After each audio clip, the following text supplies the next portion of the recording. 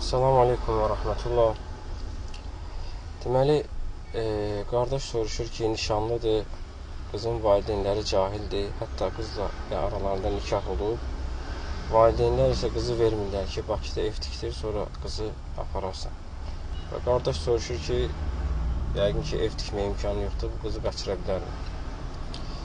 Əvvəla, birinci qardaş, yəni, bəzi qardaşlar görürsən ki, qızın valideynləri qıza belə şərt qoşduqda, daha doğrusu oğlana belə şərt qoşduqda ki, məsələn, işin olsun, və yaxud evin olsun, və yaxud maşının olsun, bunu görürsən ki, qınayırlar. Aydındır. Belə valideynləri görürsən ki, qardaşlar şərii baxımdan qınayırlar.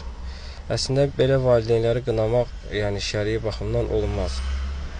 Yəni, insan qız verəndə belə şeylərin nəzərə alması şəri cəhətdən qəbahət deyil. Aydındır.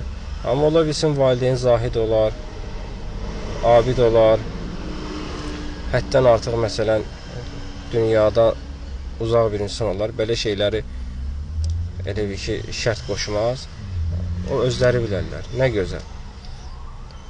Amma insanın öz övladının dünyasını fikirləşməsi, yəni qəbahət sayılmır. Aydındır, qardaşlar. Və bu hədisdə də keçir, bir qadın olur, ona elə ki, 3 dənə elçi düşür. Gəlir Peyğəmbər sallallahu aleyhi ve sellem yanına, Peyğəmbər sallallahu aleyhi ve sellem həmin qadına, ona elçi düşən adamların elə bir ki, ayıbların mı deyim, çatışmayan cəhətlərin mi deyim, naqisliklərin mi deyim, Peyğəmbər sallallahu zikr edir. Deyir ki, biri yaman arvad döyəndir və ikincisini də gətirir ki, bu adam həddən artıq yoxsul adamdır. Yəni, bunun maddi cəhətdən bunun vəziyyəti çox aşağıdır. Yəni, Peyğəmbər sallallahu aleyhi ve sellem bunu deməkdə nədir ki, yəni, bunu bil, bəlkə sən kasıba getmək istəmirsən, yəni, bu qəbahət deyil. Yəni, o baxımdan, yəni, bu hədis və bu kimi digər hədislərə nisbətdə, yəni, belə şeyləri nəzərə alıb, əgər bir insan, bir qardaş öz övladın, yəni, qızın hansısa oğlana vermirsə, burada qəbahət yoxdur. Amma şək yox ki, imkan dairəsində yəni gəncləri evləndirmək lazımdır, onları kömək eləmək lazımdır və ən önəmə alınması şey də oğlanın dinidir, imanıdır. Ondan sonra Allah Subhanahu taala kərimdir. Aydındır. Belə. Və məsələ gəlir sonra kəbin məsələsinə. Kəbin məsələsində bugün bir çox qardaşların düşdüyü xata və çox mühüm xatadır. Görürsən, kəbini kəstirirlər, sonra deyir ki, kəbini kəstirmişəmsə, bu mənə arvadımdır və sonra da götürür, qaçır. Bu olmaz, qardaşlar. Niyə görə olmaz? Çünki kəbin kəsəndə kəbin anlayışının nə olduğu təfsilatla atasına çatdırılmalıdır. Çünki bəzi qardaşlar hiylə işlədir, kəbin kəstirəndə yerdik ki, bəs biz namaz qılanıq, biz ibadət əhliyik, axı qızla söhbət eləmək üçün və yaxud müəyyən hardasa nəsə aparmaq üçün, gətirmək üçün, ötürmək üçün bu niyyətlə kəbin kəstirdiyin bildirir atasına. Atası da məsələn, özü biz ki, bizdə insanlar cahildir, bir çox məsələləri təfsilatla bilmirlər. Həmçinin o məsələlərdən biri də kəbin məsələsini görürsən ki, təfsilatla bilmirlər. Və oğlan atasına elə başa salır ki, güya bu kəbini qızın əlindən tutmaq üçün və yaxud arada telefonla söhbət eləmək üçün kəstirir. Və atası da buna əsasən o kəbin kağızına qol çəkir və yaxud dabro verir, razılıq verir. Aydındır, qardaşlar. Bu nəyə bənzəyir? Məsələn, elə bir ki, belə bir misal çəkim.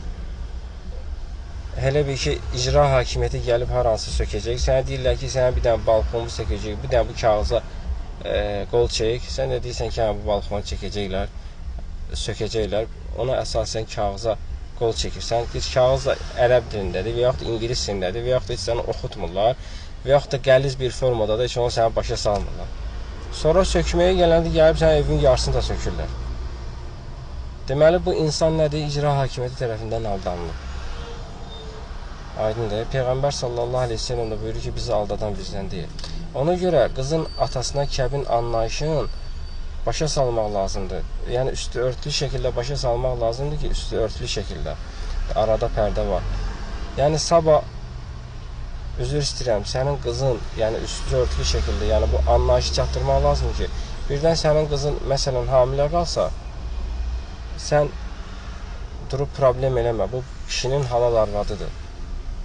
Aydındır. Amma qardaşlar gedir kəbinə elə şərh edir ki, əlindən tutmaq üçün, telefonla danışmaq üçün. Aydındır. Və ümumən kimsə qızı tanımırsa, anasını göndərsin, bacısını göndərsin. Ataların məşhur sözü var, qızına bax, anasına bax deyir, qızını al. Bütün bunları elə bir ki, nəzərə alaraq bir də baxmaq məsələsi üçün də baxmağa görə də nədir? Şey lazım deyil. Yəni kəbin lazım deyil. Peyğəmbər sallallahu aleyhi ve sellem deyib ki, kim əgər evlənmək istəyirsə getsin baxsın. Bir dəfə kifayət eləmədi, 2 dəfə bax. 2 dəfə kifayət eləmədi, 3 dəfə bax. 3 dəfə kifayət eləmədi, 4 dəfə bax. Ta ki dəqiq biləsən ki, hə, bu qız vitrasonu necədir? Üzü, qaşı, gözü, boyu, başı necədir? Ola bilsin, bir dəfə utanarsan, yaxşı baxa bilməzsən. Bir dəfə bəlkə uzaqdan görərsən. Aydın, bir dəfə bəlkə elə keçdi, məsələn, görmədin, elə belə zahirən gördün. Dəqiq ürəyivə yatacaq şəkildə bir bax ilə gör ki, sən bu qızla ailə qurmaq istəyirsən, bu qız necə bir qızdır. Bunu baxa bilərsən, buna kəbin lazım deyil. Yəni, özünüzü aldatmayın. Danışmağa gələndə də ümumən qadının səsi naməhrəm deyil, qardaşlar.